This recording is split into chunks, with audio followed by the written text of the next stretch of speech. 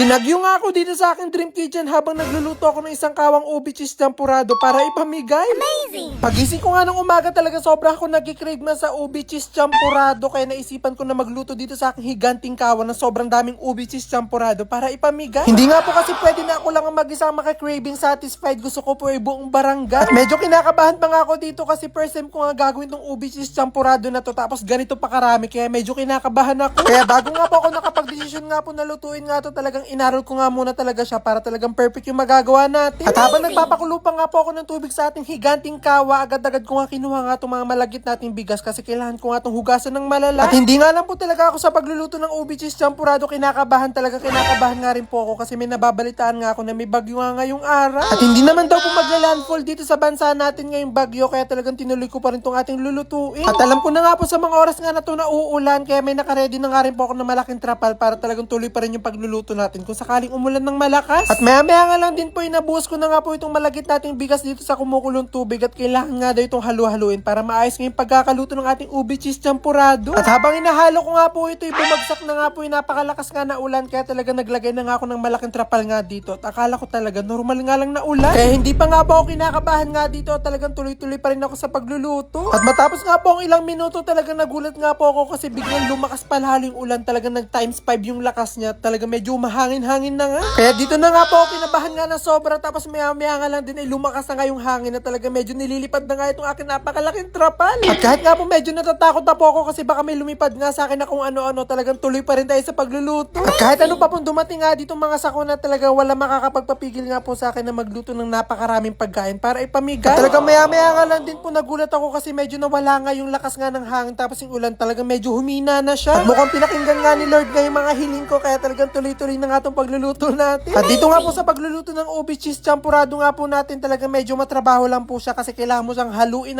ng walang tigil kasi masusunod nga yung pinakailalim kapag hindi mo siya hinalo. At habang patagal nga po siyang hinahalo talagang bumibigat na nga po itong hinahalo nga natin kasi talagang naluluto na nga yung malagkit nating bigas. At finally nga po maya-maya ay okay na nga rin po itong ating hinahalo kaya sinunod ko na nga rin po ilagay dito itong mga white sugar. Andito na nga po tayo sa pinaka-exciting part nga ng paggawa nga ng ubi cheese champurado kasi dito na nga talaga siya magiging masarap. At pagkatapos ko nga po may ilagay nga yung mga white sugar nga natin, sinunod ko na nga rin itong mga kundis.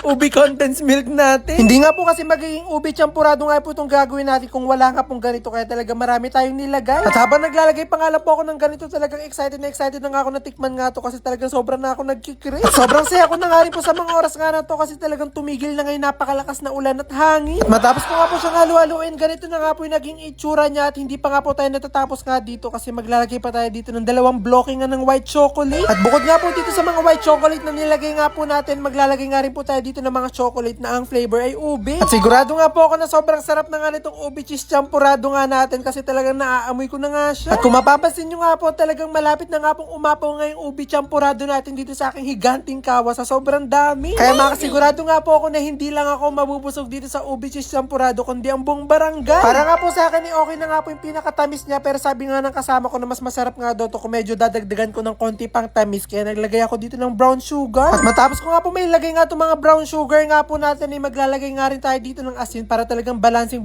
yung lasa. At finally nga po okay na rin po itong ubi champurado nga natin at hindi pa nga siya ubi cheese champurado kasi wala pa nga siyang cheese. Kaya nung finally naluto na nga rin po itong ubi champurado natin, naglagay na ako sa ibabaw nitong evaporated milk. At para nga po maging ubi cheese champurado na nga po siya ay nagyadyad na nga ako dito ng napakaraming cheese. At talagang medyo nahirapan nga lang po ako sa pagyadyad nga ng cheese nga dito kasi medyo natutunaw na nga yung cheese at talagang napakahirap nga rin gamitin itong pangyadyad ko. At para magkaalaman na nga po kung masarap nga talaga itong niluto ko nga po na ubi cheese champurado ay agad-agad ko na nga po itong titikman. Kasi kanina pa nga po talaga akong takam na takam nga dito kaya hindi na nga ako nakapagpigil. At 101% nga po talagang sobrang sarap nga nitong aking nalutong ubi cheese champurado kaya okay na nga ito kaya dali-dali na nga kami magbabalot. At yung mga nilagay nga po nating evaporated milk pati yung mga niyadyad ko nga po na cheese kanina talagang design lang po yun dito sa ating kawat. Bukod pa po dun sa ilalagay natin dito sa pinakalagayan. At talagang dinadamihan nga po namin yung lagay dito sa lagayan para talagang busog na busog nga yung mga pagbibigyan natin. At sana nga po talaga hindi nga na sila mabusog dito nga po sa niluto kong ubi cheese champurado. Sana rin talaga yung magustuhan nila. At habang nagtatakal pa nga po yung mga kasama ko, talaga nag-uumpisa na nga ako dito na maglagay nga ng toppings nga sa ibabaw ko, tulad nga nitong evaporated milk, pati nga nitong cheese. At dito ko nga po talaga dinadamihan nga ng lagay nga ng cheese para talagang literal na ubi cheese champurado. At kanina nga po nung tinikman ko nga po ito, talaga sobra ko nga talaga siyang nagustuhan kasi yung pinakatamis nga po ng ubi champurado nga natin, talagang bumagay siya dun sa alat ng cheese. At yun nga po siguro yung naging dahilan kung bakit talaga sobrang daming gustong-gusto nga itong ubi cheese champurado. At dahil sa sobrang dami nga po nating naluto, ganito nga po karami nga yung mga nabalot nga natin, kaya dali-dali ko na nga kinuha itong mga tray nga natin para talaga mailagay na nga namin sila dito at madala na natin sila sa mga pagbibigyan natin. At buti na nga lang po talaga, medyo maaga-aga nga po ako natapos nga sa pagluluto nga po neto kasi medyo malayo-layo nga rin po yung pagdadala natin itong mga ubi cheese champurado natin. Kaya talagang pinas forward ko na nga po ulit yung sarili ko para talagang mabilis na natin ito mailagay sa tray at makabiyahin na tayo. At maya-maya nga lang din po yung malapit-lapit na nga po tayo dun sa pupuntahan nga natin kung saan nga natin ipamimigay yung mga niluto ko. Talaga medyo masikip nga yung daan. Liblib nga po kasi yung lugar nga nila, kaya ito nga yung kailangan daanan para makapunta doon. At nung nakarating na nga po kami sa pinakasityo nga po nila, hindi na nga ako nagpatumpik-tumpik pa at nagumpisa na nga po ako mamigay. Kapag nagluluto nga po ako lagi ng napakaraming pagkain sa aking dream kitchen, talaga medyo nakakaramdam din po ako ng pagod pagkatapos. Pero pag nandito na nga po ako sa part na pinamimigay ko na yung mga niluto ko, talaga nawawala nga bigla yung pagod ko. At isa nga lang po yun sa mga dahilan kung bakit talagang hindi ako nagsasawa na gawin nga po ito lagi na magluto ng maraming